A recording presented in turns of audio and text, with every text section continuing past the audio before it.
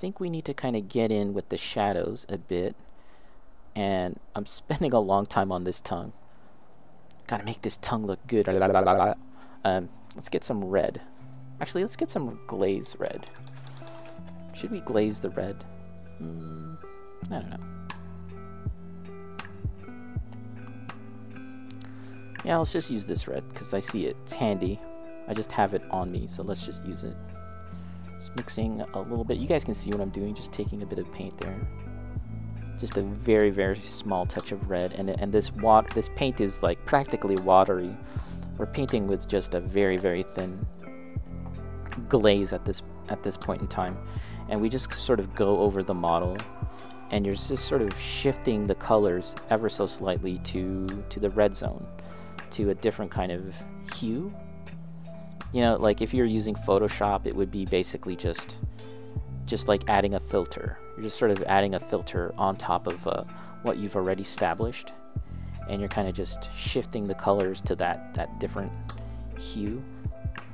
And I think that's quite helpful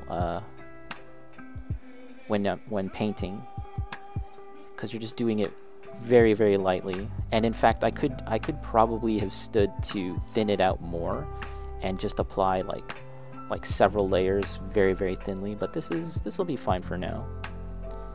And when you're doing this, you want to keep in mind the direction of your paint. You're sort of pushing the paint in the direction of where you want the color to kind of be strongest. And so if you've highlighted a model and you want to glaze it, you want to kind of lay down the paint and then kind of push it away from the highlighted parts and then into the shadowy parts. Good tongue action, yes. Little JoJo tongue action.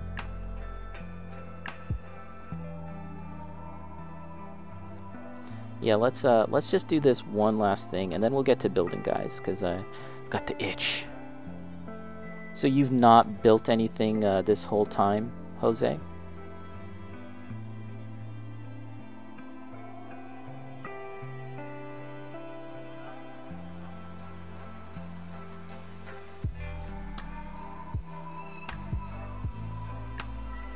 And what we can do is actually do a bit of stipple glazing, which is a fairly new kind of concept for me. I just was watching a video and they were talking about it. And we can do some stipple glazing on the underside of the tongue. And then, yeah, let's just wrap things up with this first session. Maybe we'll get some glazing into the gums as well. Interesting, interesting.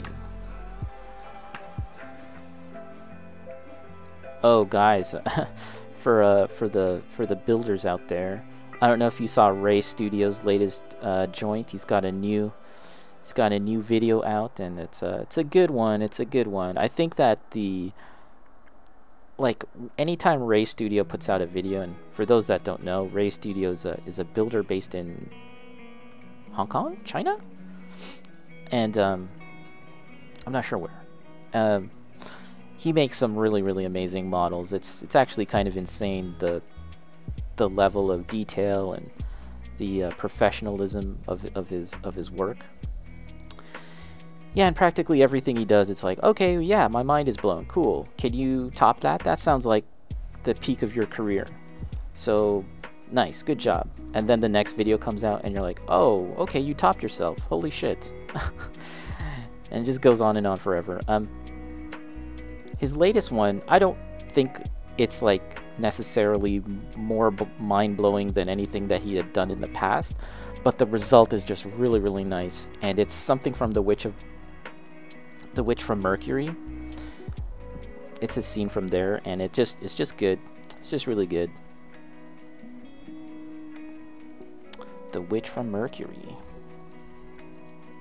I have yet to get any kits from that series just yet. I would really like one. We'll see if I can actually get one anytime soon. I think eventually it's not going to be that big of a deal to try and find one, but yeah, for now. I saw someone build the aerial and color it like New Gundam, and I thought that was pretty awesome. A New Gundam colored aerial. That was pretty cool.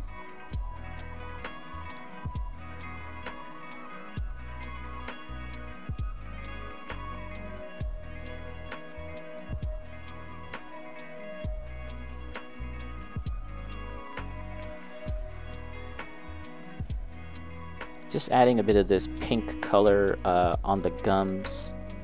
And there's parts of this model where it's kind of like the wood is becoming organic, do you know what I mean? Because it's supposed to be a wooden chest, and that's coming to life, right? And so parts of it are just simply wood, but there are aspects of it where it almost looks like it's kind of shifting into a more organic creature. And for those parts, I think it'll be a good idea to kind of make them look more warm, make them have a bit of pink in them, I suppose.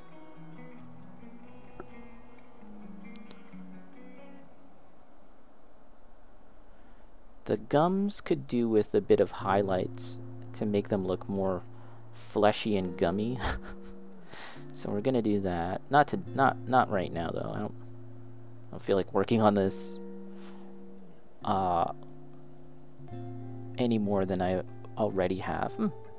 Yeah, that's not too bad. Let's take a quick look right here. Oh, have I been doing this off camera? Like, have I been working like this? Sorry guys, it happens from time to time.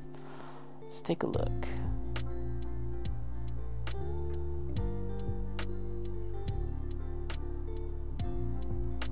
That tongue is definitely gross looking. We could actually apply a coat of clear coat, Tamiya acrylic clear coat, to make it look all wet and gummy. But I think I might want to paint the tongue a little more before we go on to that. I really like the back here. I think that turned out pretty nice, and this was mostly off stream, this part here. I think that turned out pretty nice. Looking good. Thank you, Jose Mochi. There it is. Yeah, there. The Mimic. Those are like two of my favorite monsters in Dungeons and Dragons. The Mimic and the Beholder, the ball guy. Those are my favorite ones. That's why I made them. I had no idea what kind of emote to make. At the time I was like, oh shit, I'm affiliate. I gotta make emotes. And I was like, I think it was a classic case of just overthinking things. I was like, because I spent like an embarrassingly long time, like multiple weeks, thinking about what I wanted to do. And then I was like, man, I'm just gonna draw a thing that I like, which was at the time it was the Beholder. Actually, it was Steph Estorella gave me some advice about just doing it, because you can always change it later. It's a little point in the right direction. That's all it takes, guys. We were talking about that earlier. Sometimes you just know deep down in your heart of hearts what needs to be done. You sort of know already what direction you're supposed to go in, but you need that little push. You just need that little suggestion from someone else. You just need like an outside voice, rather than your own internal voice, to just tell you, to shift you in the right direction. Today's stream, guys, is not sponsored by Guru Energy Drink, Guru Organic Energy Drink, matcha flavored. But if they ever wanted to throw some money my way, I would happily accept it. Let's have some. Yeah, it's good. I like it. It doesn't have the weird energy drink taste. It has a whole other weird taste instead. It has this whole other weird thing going on for it, but kind of weird in a good way. Actually, do you guys know that there's the Italian soda? It's called Brio and Brio Cinotto. I can only ever find it at pizza joints. You can only ever find it at pizza places. Brio and Brio Cinotto. That's what it kind of reminds me of, is Brio. And I kind of like the taste of Brio, even though, again, it's kind of weird in its own unique way. I would describe it as kind of herbal. There's like a bit of a herbal taste to it.